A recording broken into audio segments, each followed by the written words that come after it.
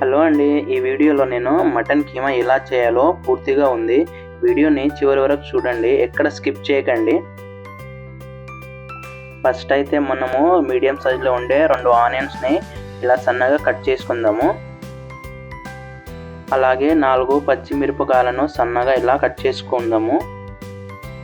అలాగే మీడియం సైజులో ఉండే ఒక టమాటాలను కూడా ఇలా సన్నగా కట్ చేసుకోవాలి. తర్వాత స్టవ్ ఆన్ చేసి కుక్కర్ పెట్టి అందులో 2-3 టేబుల్స్ ఆయిల్ వేసుకోవాలి.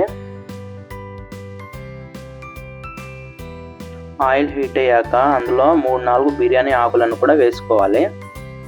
అలాగే యాలకులు, లవంగాలు మరియు సాయి జీరా కూడా వేసుకోవాలి.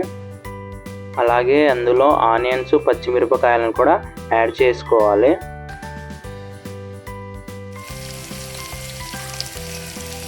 ఆనియన్స్ని గోల్డెన్ కలర్ వచ్చేంత వరకు ఫ్రై చేసుకోవాలి.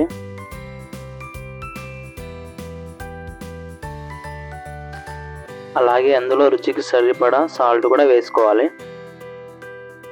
అలాగే 1.5 స్పూన్ పసుపు కూడా యాడ్ చేసుకోవాలి.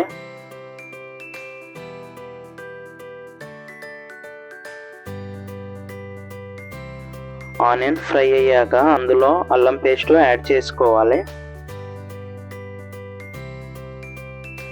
అల్లం పేస్ట్ స్మెల్ పోయేంత వరకు ఇలా ఫ్రై చేసుకుందాము. ఆయిల్ ఇలా పైకి రావాలి. ఇప్పుడు అందులో మనము మటన్ కీమా యాడ్ చేసుకుందాము. ఒకసారి అన్నిటిని మిక్స్ చేసుకుందాము.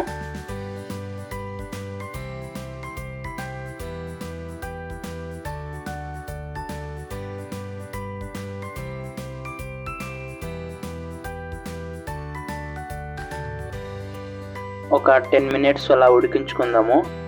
వాటర్ మటన్ కీమా నుంచి ఇలా బయటికి రావాలి. ఇప్పుడు అందులో మనం కట్ చేసి పెట్టుకున్న టమాటోను యాడ్ చేసుకుందాము. ఒక్కసారి అన్నిటిని మిక్స్ చేసుకుందాము. ఇప్పుడు దాంట్లో మనం కారం యాడ్ చేసుకుందాము. అది నేను 2-3 టేబుల్ స్పూన్ అయితే వేసాను. అది మీరు ఎంత కారం పడుతుందో మీరు దాన్ని బట్టి మీరు వేసుకోండి. ఒక్కసారి అన్నింటిని ఇలా కలుపుకుందాము. అందులో కొంచెం గరం మసాలా మరియు ధనియాల పౌడర్ కూడా యాడ్ చేశాను. మసాలాలన్నీ వేసుకున్నాక ఒకసారి కలుపుకోవాలి. ఇట్లా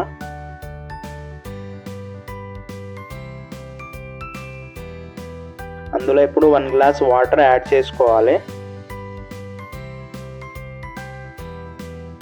ఇప్పుడు కుక్కర్ని వేసి ఒక 3-4 విజిల్ వచ్చేంత వరకు ఉడికించుకుందాం ఇలా. ఇప్పుడు స్టవ్ ఆఫ్ చేసి కుక్కర్కున్న మూత తీసేద్దాము.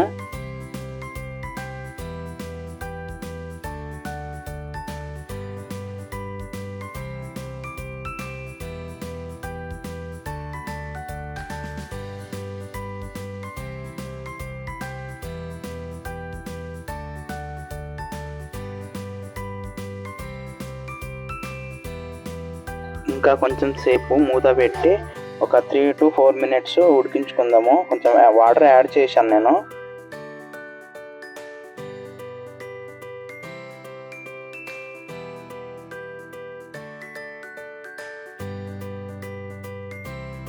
ఫైనల్గా అయితే దాంట్లో కొంచెం కొత్తిమీర వేసుకుందాము.